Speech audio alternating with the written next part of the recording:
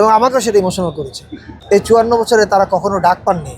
এটা আপনারাই বলছেন সবাই সারাদিন টেলিভিশনে এবং বিভিন্ন জায়গাতে যে এরকম আয়োজন এর আগে আর কখনো বাংলাদেশের মানুষ দেখেনি, এবং যারা উৎসবে অংশ নিয়েছেন তারা সবাই বলেছেন।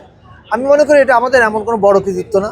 উই আর পাবলিক সার্ভেন্ট, আমাদের কাজ হচ্ছে, এটা আমাদের চাকরি, এই কাজটা করা।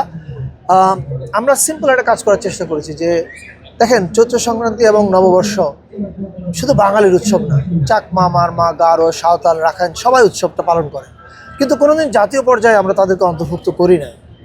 অ্যান্ড এটা আমি মনে করি এটা লজ্জার যে ৫৪ বছর লেগেছে এটা। কিন্তু আনন্দের হচ্ছে আজকে যারা অংশ নিয়েছে শোভাযাত্রায়, ভিন্ন জাতিগোষ্ঠীর শোভাযাত্রা শেষে তারা যখন আমার সঙ্গে দেখা করেছে জাদুঘরের সামনে, দে আর ভেরি ইমোশনাল, এবং তাদের ইমোশন আমাকে স্পর্শ করেছে। আমি একটু আগে রাখাইনদের একটা অনুষ্ঠানে গেছিলাম, সেখানে ওই সভাপতি যিনি ডলি রাখাইন, উনি বলছিলেন যে এই ৫৪ বছরে তারা কখনো ডাক পাননি এই জাতীয় অন্তর্ভুক্তির জায়গাতে, এবং উনি খুব ইমোশনাল হয়ে পড়েছেন কথা বলতে গিয়ে, এবং আমাকেও সেটা ইমোশনাল করেছে। আমরা খুবই আনন্দিত যে বাংলাদেশের মানুষ বুঝতে পারছে এই দেশটা সবার, এখানে সবাই অন্তর্ভুক্ত এবং সবাইকে নিয়ে আমরা চলতে চাই এবং চলছি। আমরা সবাই এক থাকলে, দেখেন উৎসবের মূল কাজ কি? উৎসবের মূল কাজ মানুষকে এক করা, এবং এই ঐক্য এবং সম্প্রীতি আমাদের সামনে আগানোর মূল শক্তি। এবং সেটা যে বাংলাদেশের মানুষ এই অনুষ্ঠানে, মানে যতগুলো আয়োজন হয়েছে সবগুলোতে যোগদানের মাধ্যমে তারা যে এটার সঙ্গে একাত্মতা ঘোষণা করেছে, আমি মনে করি এটা হচ্ছে সবচেয়ে সুন্দর দিক।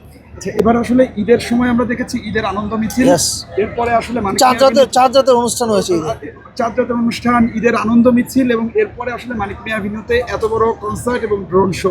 এই যেটি আসলে শুরু হলো, এটা কি আসলে অব্যাহত থাকবে কিনা, ধারাবাহিকতা থাকবে কিনা? কারণ শহরের মানুষের আসলে আনন্দ উদযাপন করার তেমন কোনো মাধ্যম নেই, কিন্তু সেই মাধ্যমটা আসলে এবার তৈরি হলো। আমরা শহর, শুধু না শহর, গ্রাম, এমনকি শ্রীমঙ্গলের চা বাগানের ভিতরে ফাগু উৎসব, সেখানেও আমরা চেষ্টা করেছি যতখানি তাদেরকে উৎসাহ দেওয়া যায়। সরকারের কাজ শুধু উৎসাহ দেওয়া, আর তো কিছু করে না, রাইট? এবং আমরা খুবই আনন্দিত যে সব জায়গায় এবার উৎসবের জোয়ার বইছে। আর আপনি ঈদের চাঁদ রাতের অনুষ্ঠান, ঈদ মিছিল, এটা উল্লেখ করলেন। আপনি যদি চাঁদ রাতের অনুষ্ঠান, ঈদ মিছিল খেয়াল করেন, এবং এই নববর্ষে সব জাতিগোষ্ঠীর অংশগ্রহণ খেয়াল করেন, তাহলে আপনারা বুঝবেন যে আমাদের এখানে একটা কালচারাল প্যারাডাইম শিফট হচ্ছে। এবং এটার মূল লক্ষ্যটা কি? মূল লক্ষ্য একটা, বাংলাদেশের মধ্যে যত জাতিগোষ্ঠী, যত ধর্ম, বর্ণ, যে যেরকম মানুষ হোক, তাদের প্রত্যেককে নিয়ে আমরা চলবো।